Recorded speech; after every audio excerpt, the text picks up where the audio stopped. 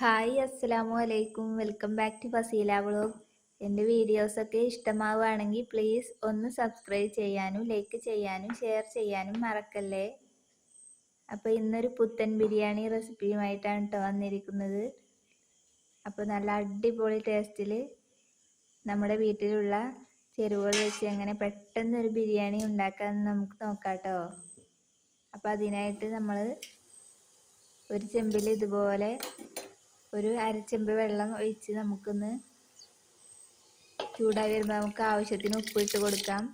പിന്നെ നമ്മൾ ബിരിയാണി റൈസാണ് കേട്ടോ, നന്നായിട്ട് കഴുകി വൃത്തിയാക്കിയിട്ട് നമുക്കൊന്ന് ഇട്ട് കൊടുക്കാം. ഇനി ഗ്രീൻ പീസ് ഇട്ട് കൊടുക്കുന്നുണ്ട്. ഇനി ഒരു അരമുറി നാരങ്ങ ഒന്ന് പിഴിഞ്ഞൊഴിച്ച് കൊടുക്കാം. അരി തമ്മിൽ ഒട്ടിപ്പിടിക്കാതിരിക്കാനൊക്കെ ഇങ്ങനെ ചെയ്യുന്നത് നല്ലതാട്ടോ, ടേസ്റ്റ് കൂടാനൊക്കെ നല്ലതാണ്. അപ്പോൾ എല്ലാവരും ഇങ്ങനെ ഒന്ന് ഉണ്ടാക്കി നോക്കണം.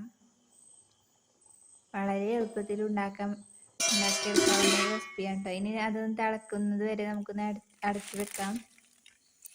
ഇനി രമ്പോലെ പറിച്ചെടുക്കാം കേട്ടോ. നമ്മുടെ വീട്ടിൽ തന്നെയുള്ള രമ്പോല നമുക്കൊന്ന് പറിച്ചെടുക്കാം. രമ്പോല ഇട്ടാൽ റൈസിന് നല്ലൊരു മണം കിട്ടാനും ടേസ്റ്റ് കിട്ടാനൊക്കെ നല്ലതാണ്. അപ്പോൾ പുതിനയില കൂടി ഞാൻ പറിച്ചെടുത്തിട്ടുണ്ട്. രമ്പോല ഇതുപോലെ ഒന്ന് കെട്ടിയിട്ട് ഇട്ട് കൊടുക്കാം. അപ്പോൾ റൈസ് അത്യാവശ്യം ഒന്ന് വെന്തിട്ടുണ്ട് കേട്ടോ. അപ്പോൾ ഇനി നമുക്കിതൊരു ഇതുപോലെ ഒരു ഓട്ടപാത്രത്തിൽ വെച്ച് ഊറ്റിയെടുക്കണം.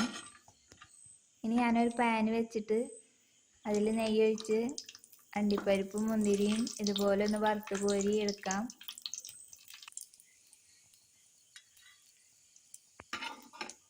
അപ്പോൾ നന്നായിട്ട് വറുത്ത് കോരി എടുത്തിട്ടുണ്ട്.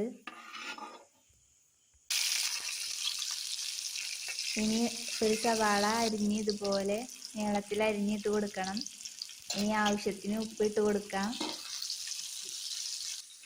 എന്നിട്ട് നന്നായിട്ടൊന്ന് വറുത്ത് കോരി മാറ്റി വെക്കണം കേട്ടോ. ഇനി കോളിഫ്ലവർ ഇതുപോലെ ഒന്ന് വറുത്ത് കോരി മാറ്റിയെടുക്കാം. ഇനി ഞാൻ ഇട്ട് കൊടുക്കുന്നത് ഉരുളക്കിഴങ്ങും വറുത്ത് കോരി മാറ്റുന്നുണ്ട്. ക്യാരറ്റും വറുത്തെടുക്കണം.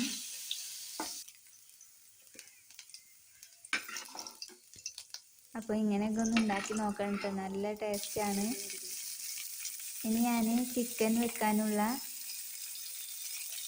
വെക്കാനായിട്ട് സവാള ഇതുപോലെ ഒന്ന് വഴറ്റിയെടുക്കണം. ഇനി വെളുത്തുള്ളി, ഇഞ്ചി, പച്ചമുളക് പേസ്റ്റാണ് ഇതുപോലെ ഒരു ഉരുളുകല്ലിൽ ഇടിച്ചെടുത്തിട്ടുണ്ട്. ഇനി കറിവേപ്പില ഇട്ട് കൊടുക്കാം. ഇനി ഒരു 4 തക്കാളിയാണ് കേട്ടോ ഞാൻ ഇതുപോലെ അരിഞ്ഞിട്ട് കൊടുത്തിട്ടുണ്ട്.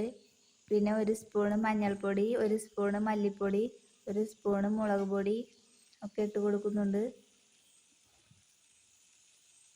ഇനി പെരുംജീരകപ്പൊടിയും കുരുമുളക് പൊടിയും കൂടി ഇട്ട് കൊടുത്തിട്ട് നന്നായിട്ടൊന്ന് ഇളക്കിയെടുക്കണം. ഇനി ഞാൻ കല്ലുപ്പാണ് ഇട്ട് കൊടുത്തിരിക്കുന്നത്. ഇനി ഒരു ചെറിയ കപ്പിൽ തൈര് കൂടി ഇട്ട് കൊടുക്കണം. ഇനി നമുക്ക് ചിക്കൻ ഇട്ട് കൊടുക്കാം.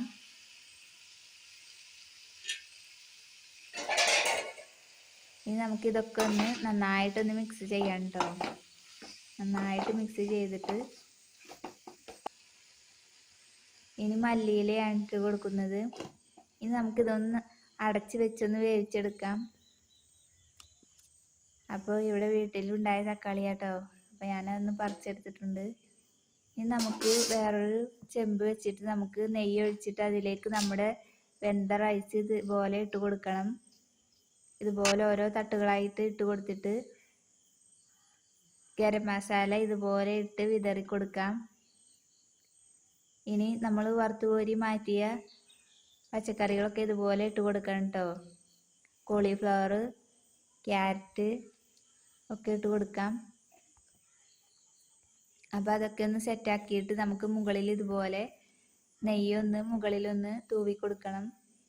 പിന്നെ ഞാൻ അരമുറി നാരങ്ങ നീര് കൂടി ഒഴിച്ചിട്ടുണ്ട്. ഇനി ഗരം മസാല ഇതുപോലെ മുകളിലും കൂടി ഇട്ട് കൊടുക്കണം. ബിരിയാണി മസാലയാണ് കേട്ടോ. ഇനി മുകളിൽ ഇതുപോലെ ഇതുപോലെ സവാള വറുത്ത് കോരി മാറ്റിയതും നമ്മൾ ബാക്കിയുള്ള വെജിറ്റബിളുകളൊക്കെ ഇട്ട് കൊടുക്കാം.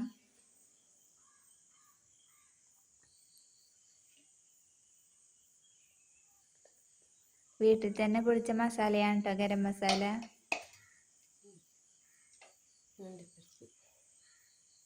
ഇനി നമുക്ക് കിസ്മിസും അണ്ടിപ്പരിപ്പും ഒക്കെ ഇട്ട് കൊടുക്കാം. ഇനി മല്ലിയില ഇട്ടിട്ടുണ്ട്.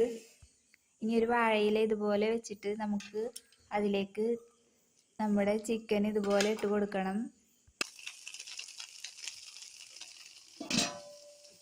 അപ്പോൾ നമ്മുടെ ബിരിയാണി റെഡി ആയിട്ടുണ്ട് കേട്ടോ. ഇനി ഇതുപോലെ നമ്മൾ അടച്ച് വെച്ചിട്ട് അതിൻ്റെ മുകളിൽ ദമ്മിട്ട് വെക്കണം. അതിനായിട്ട് ഞാൻ ഉരുളക്കല്ലാണ് വെച്ചിരിക്കുന്നത്. അപ്പോൾ നമ്മുടെ ദമ്മ് എടുത്ത് മാറ്റിയിട്ടുണ്ട്.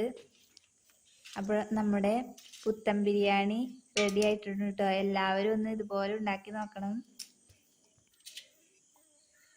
കുറഞ്ഞ ചേരുവകൾ കൊണ്ട് ഉണ്ടാക്കിയെടുക്കാവുന്ന ഒരു റെസിപ്പിയാണ്. നല്ല ടേസ്റ്റിയാണ്. ഈ നോമ്പിനൊക്കെ ഇതുപോലെ ഉണ്ടാക്കിയ നല്ല ടേസ്റ്റുള്ള റെസിപ്പിയാണ് കേട്ടോ. ഞാൻ സർലാസ് കൂടി ഇതിലേക്ക് ഉണ്ടാക്കിയിട്ടുണ്ട്.